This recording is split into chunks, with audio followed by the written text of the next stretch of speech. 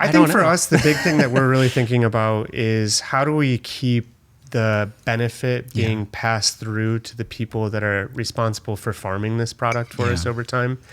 I think our goal and our hope for this is that this significantly like transcends our own brand, that other people are interested in using this as a part of their own products as well. And obviously chocolate bars are a very small part of the overall chocolate market, and chocolate as an ingredient is a category that is maybe 25 to 30% of the products in an average supermarket have chocolate as a flavor or as an ingredient chips, in some way, right? Cookies, now we're thinking. Chocolate milk. Oh my goodness. And so, we talk about cacao and some of the issues associated with it. I mean, that's an industry, an agricultural industry that's several centuries old, right? And have huge, powerful embedded interests in how it functions and how it continues to function.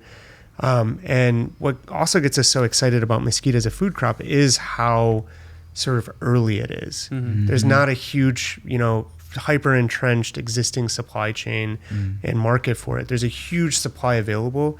The amount of biomass of mesquite trees across just this set of continents in the Americas is absolutely mind blowing, and almost none of it is actually farmed.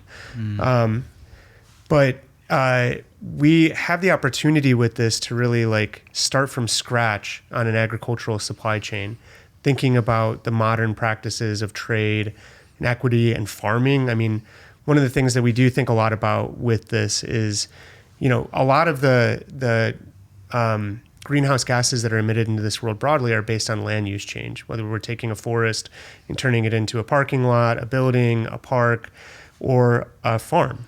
And every year that you're replanting things, it's a little different with orchard trees. You're tilling up the soil, you're releasing a lot of carbon that's been sequestered in the top layers of it. And so, we want to make sure that the processes by which we start changing land into mesquite groves is also really considered and thought about using the most modern and sustainable practices as well. And so that's, I think, what makes us the most excited about what we get to do here. Chocolate, I love chocolate. It's obviously this incredibly emotional product. It's a big reason we started with chocolate is that, nobody has no opinion on chocolate. We originally would have said nobody dislikes chocolate. We have learned that that's not true. Oh, shit. There are definitely people that dislike people it. Allergic to chocolate. People that are allergic to chocolate, to caffeine. There's all sorts of things that you learn on this journey. But everybody understands chocolate as a very, not just food product, but like sort of emotional, like meme, like it's a part of our culture. It's a part of our psyche in addition to being a part of the food that we eat. But I think deeper than that, Bob and I really wanted to make the ability for somebody in some different part of the world, whether that's the United States or elsewhere, that is struggling because they drew the lot of being born into a very poor agricultural community.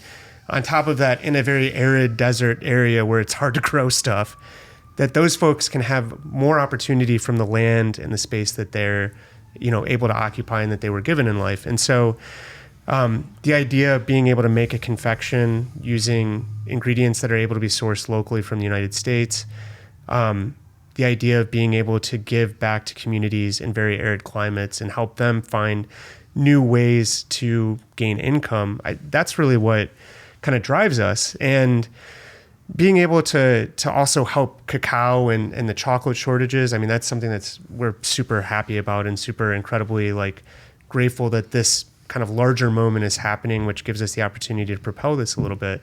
But in the end, what we're really trying to do is, sort of that old camper's logic of leaving it a little bit better than you found it. Hey, what's up guys? Thanks for tuning in. If you like this video, you might even like this video. If you haven't subscribed, please subscribe right here. I'll see you in the next one.